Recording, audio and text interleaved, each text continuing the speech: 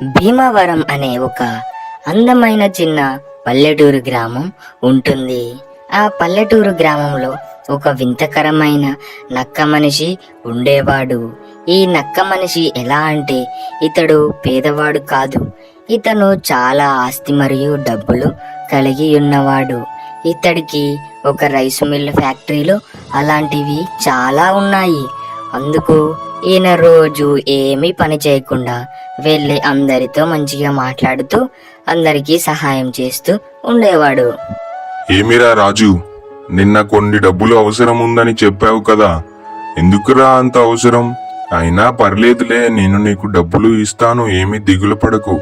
ఏదో హాస్పిటల్ ఖర్చు కన్నావు కదా, ఇస్తాను. అవును అయ్యా, మా భార్యకి ఆరోగ్యం బాలేదు, అందుకే హాస్పిటల్ ఖర్చు చాలా అవుతుంది. మీరు నాకు ఒక 25,000 ఇస్తే నేను వాటిని వడ్డీ ప్రకారం మళ్ళీ 4 నెలలలో మీకు తీర్చి ఇచ్చేస్తాను. మీకు చాలా ధన్యవాదాలయ్యా. మీరు డబ్బులు ఇవ్వడం వల్లే నేను ఈరోజు మందులు కొనడానికి సలహాలు ఉన్నాయి.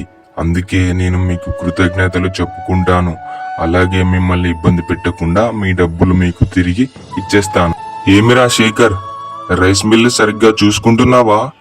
నిజంగా చెప్తున్నాను, రైస్ మిల్ సరిగ్గా చూసుకోకపోతే జనాలంతా ఆగమైపోతారు.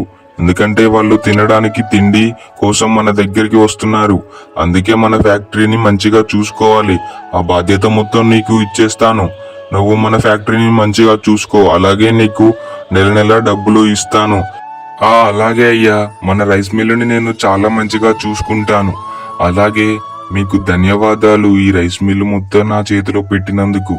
నేను మన రైస్ మిల్ని సరిగ్గా చూసుకుంటూ మంచిగా వచ్చే జనాలకి మిల్లులో బియ్యాన్ని మంచిగా పట్టిస్తూ నేను చూసుకుంటాను.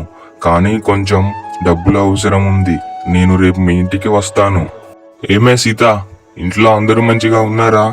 మొన్న నా దగ్గరికి డబ్బుల కోసం వచ్చావు కదా, నేను నీకు 25,000 ఇస్తాను. నువ్వు నీ ఆరోగ్య సమస్యలు అలాగే ఇల్లు సమస్యలు అన్ని చూసుకొని సరిగ్గా మంచిగా జీవించు. మీ అబ్బాయిని మంచిగా చూసు. మీకు చాలా ధన్యవాదాలయ్యా. మీరు ఎప్పుడు అడిగినా డబ్బులను కాదనకుండా ఇచ్చేస్తారు.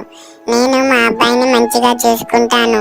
మీరు 25,000 ఇస్తే వాడికి మందులు అవి ఇవి తెచ్చి మళ్ళీ మీ డబ్బులను నేను గత 2 నెలలలో తీర్పేస్తాను.